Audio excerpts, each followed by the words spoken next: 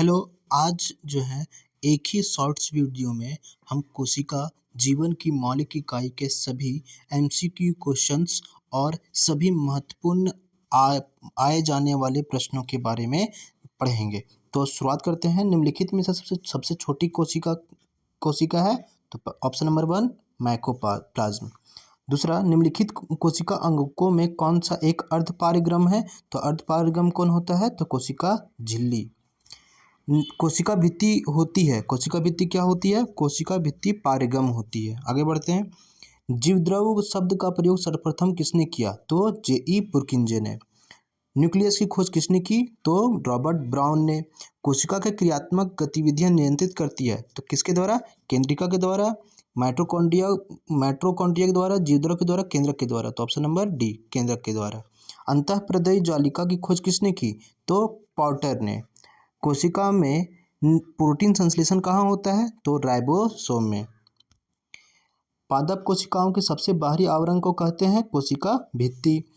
कोशिका को एक निश्चित रूप प्रदान करती है। कौन निश्चित रूप प्रदान करती है? तो कोशिका भित्ति। कौन सा कोशिकांग केवल पादप कोशिकाओं में पाए जाते हैं? तो कोशिका भित्ति।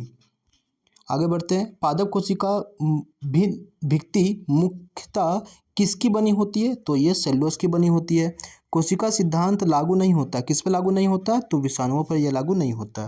गुणसूत्र की क्रियात्मक इकाई क्या है? गुणसूत्र की क्रियात्मक इकाई डीएनए नहीं है, जीन है। निम्नलिखित में से कौन सी कोशिका सबसे बड़ी है? तो सबसे बड़ी कोशिका कौन से है? तो ये होती है हमारा तंत्रिका कोशिका। राइबोसोम केंद्र है। राइबोसोम केंद्र है, क्या बनाती है राइबोसोम? तो प्रकाश संश्लेषण नहीं करती है, वसा का संश्लेषण नहीं करती है, तो ये करती है प्रोटीन का संश्लेषण। Option number A. सेल्यूलोज भित्ति किसके सेलों में पाई जाती है? तो सेल्यूलोज भित्ति सिर्फ और सिर्फ पादपों में पाई जाती है। कोशिका किसके कारण स्फीलित हो जाती है, मतलब फूल जाती है? तो यहाँ पे अंतःपरासरण के कारण फूल जाती है। जीवन की मूलभूत इकाई क्या है? जीवन की मूलभूत इकाई क्या है? तो ये होती है ऑप्शन नंबर 1 कोशिका। कवक की कोशिका भित्ति किसकी बनी होती है? तो कवक की कोशिका भित्ति बनी होती है काइटिन की। Thank you.